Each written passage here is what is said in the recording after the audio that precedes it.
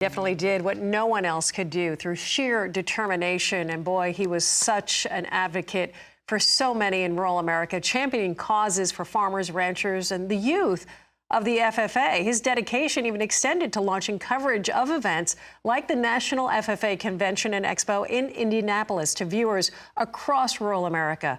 Well, here to reflect is CEO of the National FFA, Scott Stump. And Scott, I know that you have a long-standing history with Patrick as well, and really getting to be a part of seeing Patrick's significant contributions to the FFA and the impact, maybe you could speak to, and the impact that they had on the organization. Oh, Suzanne, first, I just want to say on behalf of the whole National FFA family, our organization, our foundation, our nearly 1 million members, and our 14,000 teachers and communities all across this country, I want to say our condolences to the family on this loss, and then also to the whole RFD-TV family, staff, but more importantly, the viewers out there that are all feeling this poignant loss. But 20 years I've known Patrick and been working with him as he has come alongside National FFA. He never wore a jacket as an FFA member, but I tell you, he absolutely deserves one.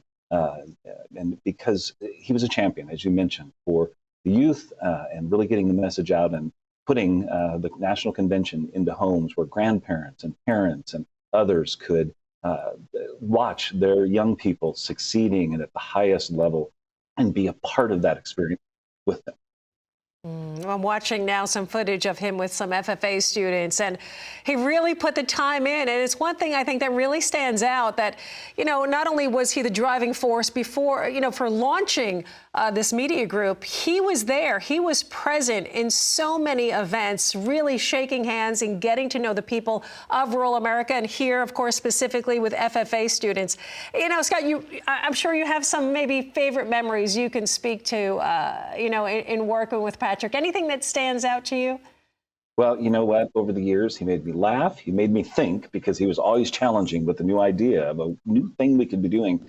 But he also made me cry. And last year at National Convention, he had just secured the rights to use the audio for God Make a Farmer from Paul Harvey and the family, and had put together a video of FFA members that then was used during FFA week, and took us to a place of just seeing the images and hearing the story and knowing Patrick's passion behind it just brought me to tears sitting on the convention floor when he highlighted and showed me the first time. So. Yeah, we were so happy to be able to have that, the use of that, and see the footage. I tell you, we kick off every market day report at 8 a.m. with that footage, with that video, and I can tell you that everybody here in the studio, of course, not a dry eye. It is so emotional. And so, again, you know, he went above and beyond. He always thought out of the box. What else can we do? And he would do it. The legacy of his influence with FFA in the future. You know, as you were saying, always got us into things. FFA was in the Rose Parade because of Patrick having this idea and getting a visibility out there like we've never had before. Most recently, the legacy that he leaves is calling on us to do more. He was very excited about the fact that we were approaching 1 million members, and just kept saying, now, how are we going to serve each of those students? Where are the resources going to come from to continue this work? And most recently, the Give FFA Day that all of you in the studios helped with went over $1 million for the first time in our history. And that really is all attributed to his vision, his passion, and his support. So we just are blessed. Absolutely. And Scott, thank you for all that you do for the future of agriculture. Appreciate you joining us. Keep up the great work, and thank you for joining us. A hard day for so many. That was CEO of the National FFA, Scott Stump.